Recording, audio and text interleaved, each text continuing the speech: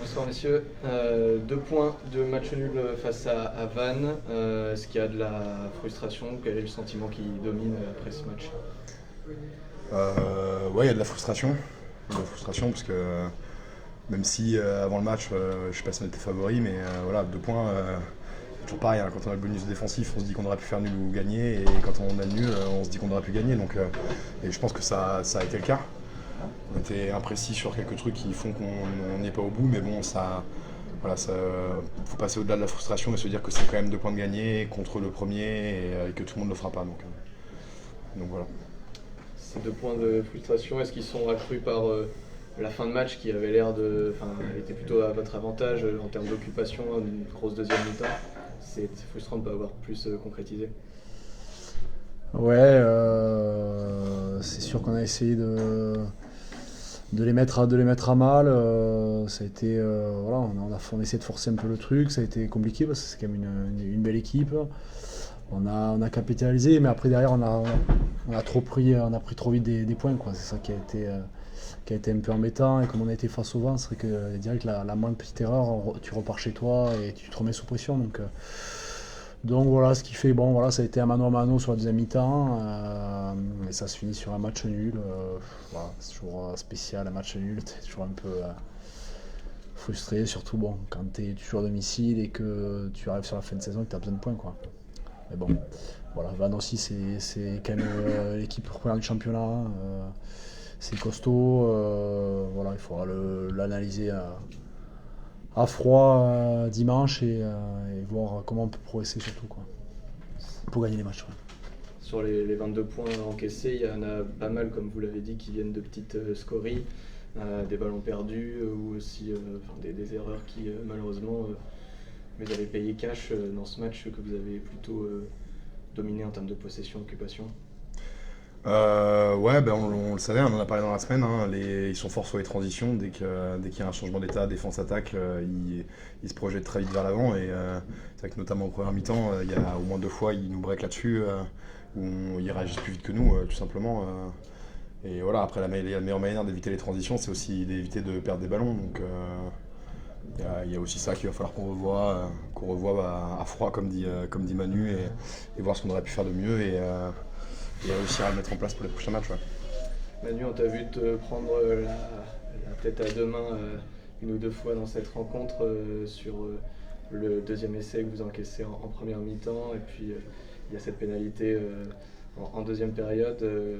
Est-ce que tu as une explication, mais est-ce que ça de pouvoir rester dans son match, surtout après des moments un peu difficiles comme ça, c'est difficile? Ouais, c'est des choses un peu. Ouais, c'est vrai que sur le premier essai, je reviens un peu en catastrophe et j'essaie de capter le ballon un peu sous pression. Il m'échappe des mains. Bon, voilà, un peu dû à la pression, bon, sur le moment. Ouais, c'est vrai que c'est des petits gestes comme ça, des fois, on sait pas pourquoi. Et la pénalité, ouais, c'est dur à encaisser, parce que bon, ça m'est jamais arrivé, je pense. Ouais, un peu de fatigue, je sais pas, j'ai joué un peu léger, je pense. Et du coup, je me suis un peu, ouais, bon, enfin, y a pas. Je peux avoir toutes les explications, mais ça doit pas. Bon, c'est des choses qui doivent pas arriver. Ça arrive une fois dans une carrière, ça arrive là. Bon. Voilà, bon, heureusement après, derrière, les gros ont fait le job, j'ai pu remettre une pénalité derrière, mais c'est vrai que bon, c'est des petits gestes qui sont un peu embêtants, quoi, pour moi, du coup. On en parle souvent toutes les semaines de la force de caractère de ce groupe. Là, en deuxième mi-temps, face au vent, de déployer du jeu, d'aller tenter de forcer le verrou, d'aller essayer d'attaquer cette ligne, de marquer des points, des essais. C'est un gros point fort quand même, un point positif après ce match. Ouais, c'est ce sur quoi on essaie de bâtir. On sait que dans la situation dans laquelle on est, l'état d'esprit, c'est le minimum qu'on puisse avoir. Et je pense qu'on en a un bon. C'est assez bateau, mais on vit bien, on s'entraîne bien, on s'aime tous. Je pense que ça, c'est important, et je pense que ça se voit sur le terrain. Après, être plus précis sur des points techniques et tactiques qui nous permettront de faire fructifier cet état d'esprit qui fait notre force. La série d'invincibilité se poursuit à Chanzy, un 7e match sans défaite, avec un public qui là était venu en très très grand nombre ce soir. Ça s'est senti sur le terrain, ça vous a poussé, et ça va continuer de le faire pour cette fin de saison. Ouais, ils sont toujours là et c'est vraiment important, hein. On sent qu'ils poussent. Voilà, quand on revient en première mi-temps, ils sont derrière nous. Sur des petites situations qui sont un peu ambiguës, ils sont là aussi pour pousser, pour essayer de mettre l'arbitre à mal. Donc, et ils nous font du bien, voilà. Donc après, c'est à nous aussi à les faire se lever et les faire nous encourager. Mais c'est vrai qu'on a la chance d'avoir un public qui est toujours là pour nous et qui nous soutient. Juste une question sur les points très positifs, c'est vos lancements de jeu en conquête, puisque vos 2 essais de la première mi-temps arrivent sur un ballon porté et sur un lancement de jeu sur mêlée. C'est quelque chose que vous travaillez beaucoup et qui porte ses fruits de plus en plus, vous le sentez à l'entraînement et en match? Ouais, bien sûr, on travaille beaucoup, hein, forcément quand on joue devant, on fait moins de passes que Manu a priori, heureusement d'ailleurs. Et ouais, on le travaille beaucoup. Je pense qu'il y a effectivement des moments où on a été précis. Il faut qu'on soit plus régulier, je pense.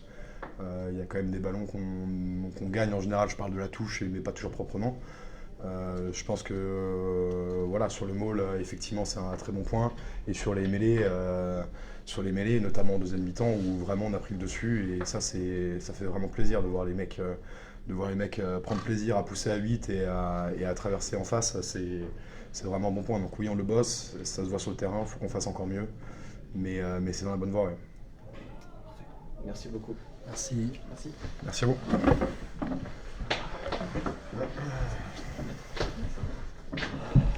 Bonne soirée. Bonne soirée, merci.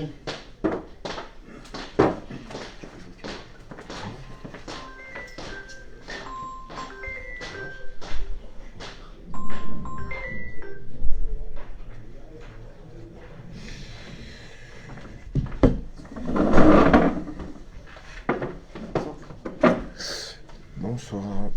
Bonsoir Tanguy. Tanguy, 2 points pris face au leader de la poule. Est-ce que même si c'était pas forcément sur le plan de route du SA15 dans cette fin de saison, on prend ces 2 points Ah oui, on les prend parce que tous les points vont être très importants. On a pris un point à Grenoble. On sent que on est capable de gagner contre n'importe qui. Même les possessions de fin de match démontrent qu'on est capable de retourner dans le camp. Ils font preuve de caractère. Je t'entendais parler de la conquête juste avant. Elle est connectée à des 3/4 de plus en plus entreprenants. On voit de plus en plus de breaks. Donc ouais, ça génère de la frustration, mais on a pris 2 points. Chaque point compte. On va continuer d'aller chercher des points partout. Si on va en chercher à Agen, ça valide la dynamique dans laquelle on est. Donc nous, on trouve que la dynamique, elle est bonne. Et la frustration, elle est légitime, mais on joue le premier du championnat. Donc voilà, face au premier du championnat, prendre 2 points, aujourd'hui, on va s'en contenter pour construire l'état d'esprit pour aller à Agen. Parce qu'en plus, il a fallu sortir d'une entame de match un peu compliquée. Vous êtes mené 12-3, à un moment à 14. Il faut réussir à réenclencher et à bien terminer la première mi-temps comme les joueurs l'ont fait. Mais il faut vraiment, ils font preuve de caractère. Bon, moi, il y a eu 2 cartons de chaque côté, on va dire balle au centre, quoi, sur des. Bon, ça fragilise quand même le dispositif, 9-10. On prend des points sur l'absence de Ben. Et puis effectivement, on valide 2 séquences derrière en revenant proche de la ligne avec le retour de Ben sur ces 10 dernières minutes de première mi-temps.